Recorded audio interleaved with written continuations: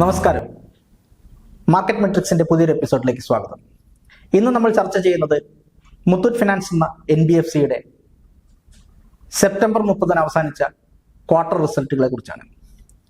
ഈ quarter result എന്ന് പറയുമ്പോൾ 2024-25 സാമ്പത്തിക വർഷത്തിലെ ആദ്യ പകുതിയുടെ ഒരു അവലോകനം കൂടിയാണ്. ഈ റിസൾട്ടിന്റെ ഹൈലൈറ്റ് എന്ന് പറഞ്ഞ് നമുക്ക് കാണാൻ കഴിയുന്നത് 1 lakh crore asset under management consolidated ലെവലിൽ ക്രോസ് ചെയ്തു എന്നുള്ളതാണ്. 1 ട്രില്യൺ അസറ്റ് അണ്ടർ മാനേജ്മെന്റ് എന്നത് ഒരു സൗത്ത് ഇന്ത്യൻ ബേസ്ഡ് കമ്പനിയെ സംബന്ധിച്ചിടത്തോളം നിസ്സാരമായ ഒരു കാര്യമല്ല. മറ്റൊരു ഹൈലൈറ്റ് ഈ ഒരു പാത റിസൾട്ടിനെ കുറിച്ച് പറയാനുള്ളതെന്ന് വെച്ചാൽ പ്രോഫിറ്റ് ആഫ്റ്റർ ടാക്സ് അതിനുണ്ടായിരുന്ന ഒരു വർധനവ് ആദ്യ വർഷത്തിന്റെ പകുതി വെച്ച് നോക്കുമ്പോൾ 18% ഇയർ ഓൺ ഇയർ ഗ്രോത്ത് ആണ് പ്രോഫിറ്റ് ആഫ്റ്റർ ടാക്സിൽ മുത്തൂറ്റ് ഫിനാൻസിന് കൈവരിക്കാനായിരിക്കുന്നത്. അതുപോലെ തന്നെ വർഷത്തിന്റെ പകുതിയുടെ ലെവലിൽ നിൽക്കുമ്പോൾ ഓപ്പറേറ്റിംഗ് റവന്യൂവിലെ വർധനവും 32% കമ്പനിക്ക് നേടാനായിട്ടുണ്ട്. ഈ രണ്ട് വസ്തുതകളും വളരെ പോസിറ്റീവായിട്ടുള്ള ഒരു കാര്യമാണ് മുത്തൂറ്റ് ഫിനാൻസിനെ കുറിച്ച് നൽകുന്നത്. ഈ പ്രോഫിറ്റ് ആഫ്റ്റർ ടാക്സിലെ ഇൻക്രീസ് 17%-നും 18%-നും ഇടയ്ക്കുള്ള ഇൻക്രീസ് വളരെ നല്ലൊരു ഇൻഡിക്കേഷനാണ് നൽകുന്നതെങ്കിലും പ്രോഫിറ്റ് മാർജിനിൽ ഒരു കുറവ് വന്നിരിക്കുന്നത് കാണാതെ പോകരുത്. ഈ പ്രോഫിറ്റ് മാർജിനിലെ കുറവ് റിട്ടേൺ ഓൺ ഇക്വിറ്റി എന്ന ആസ്പെക്റ്റിലും വളരെ കാര്യമായി തന്നെ ബാധിച്ചിട്ടുണ്ടെന്നത് വിസ്മരിക്കാതെ വയ്യ. മറ്റൊരു പോസിറ്റീവ്, ഇത് രണ്ടും നെഗറ്റീവായിട്ടുള്ള ഒരു കാര്യങ്ങൾ ഉണ്ടെന്നിരിക്കലും നമുക്ക് പോസിറ്റീവായിട്ട് കാണാൻ പറ്റുന്ന മറ്റൊരു കാര്യം എന്ന് വെച്ചാൽ ഏർണിങ്സ് പെർ ഷെയറിൽ ഉണ്ടായിരിക്കുന്ന വർധനമാണ്.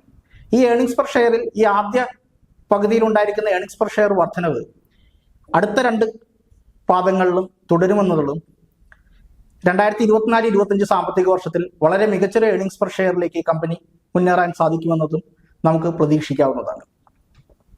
മുത്തൂറ്റ് ഫിനാൻസിന്റെ ഓഹരി വിപണിയിലെ ഒരു ഹിസ്റ്ററി പറയുകയാണെങ്കിൽ 2011 മെയ്യിലാണ് ഓഹരി വിപണിയിലേക്ക് ഇവർ വലങ്കാൽ വെച്ച് കയറിയത്. 175 രൂപയ്ക്കാണ് IPO വഴി ഇൻവെസ്റ്റേഴ്സിന് ഷെയർസ് ഓഫർ ചെയ്തിരുന്നത്. 175 രൂപയ്ക്കുള്ള ഷെയർസ് ഇന്ന് 1770 രൂപയോളം നിലവാരത്തിൽ വന്നു നിൽക്കുകയാണ്. 13 വർഷങ്ങൾ കൊണ്ട് ഏകദേശം 1770 രൂപയിലേക്ക് 2000 രൂപയിലേക്ക് എവർ ടൈം ഹൈയിലേക്ക് ഉയർന്ന ഈ ഷെയർസാണ് ഇപ്പോൾ 1770 രൂപയിൽ ട്രേഡ് ചെയ്യുന്നത്. ഇതിനിടയിൽ തന്നെ ഈ 12-13 വർഷങ്ങൾക്കിടയിൽ തന്നെ 155 രൂപയിലധികം ഡിവിഡൻഡായി പ്രഖ്യാപിച്ചിട്ടുണ്ട് ഈ ഒരു കമ്പനി. അതായത് 2011 IPO കിട്ടിയ 175 രൂപയ്ക്ക് IPO വാങ്ങിയ ഒരു നിക്ഷേപകന് 155 രൂപയോളം ഡിവിഡൻഡ് ഇനത്തിൽ ഈ കമ്പനിയിൽ നിന്ന് റിട്ടേൺ ആയി ലഭിച്ചിട്ടുണ്ട്, ക്യാപിറ്റൽ ഗെയിൻസിൽ വന്നിരിക്കുന്ന വർധനവ് കൂടാതെ. അപ്പോൾ ഈ കമ്പനിയെ നമ്മൾ ഫണ്ടമെന്റലി ഒരു സ്ട്രോങ് കമ്പനിയായിട്ട് നമുക്ക് കൺസിഡർ ചെയ്തുകൊണ്ട് മുന്നേറാൻ സാധിക്കുമെന്നുള്ളതാണ് എൻ്റെ ഒരു വിശ്വാസം. എന്നിരിക്കലും ഇപ്പോഴത്തെ മാർക്കറ്റ് നിലവാരം വെച്ച് നോക്കിക്കഴിഞ്ഞാൽ ടെക്നിക്കലി ഒരു ബെയറിഷ് സ്റ്റാറ്റസിലാണ് ഈ കമ്പനി നിൽക്കുന്നത്. ഷെയർസിന്റെ എവർ ടൈം ഹൈ ആയ 2000 നിന്ന് ഷെയർസ് ഇടിഞ്ഞ് 1770 വന്നിരിക്കുകയാണ്. സപ്പോർട്ട് ലെവലിന് തൊട്ട് അടുത്തോ അല്ലെങ്കിൽ സപ്പോർട്ട് ലെവലിന് താഴെയായിട്ട് ട്രേഡ് ചെയ്യുന്നത് ചിലപ്പോൾ ഒരു ബ്രേക്ക്ഔട്ട് വന്ന് കുറച്ചുകൂടി താഴേക്ക് പോകാനുള്ള സാധ്യതകളും നിഷേധിക്കാൻ പറ്റുന്നതല്ല.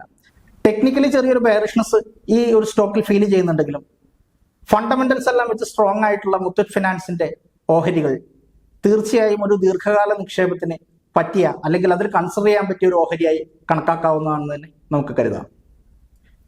മാർക്കറ്റ് മെട്രിക്സിന്റെ മറ്റൊരു എപ്പിസോഡുമായി നമുക്ക് വീണ്ടും കാണാം. നന്ദി.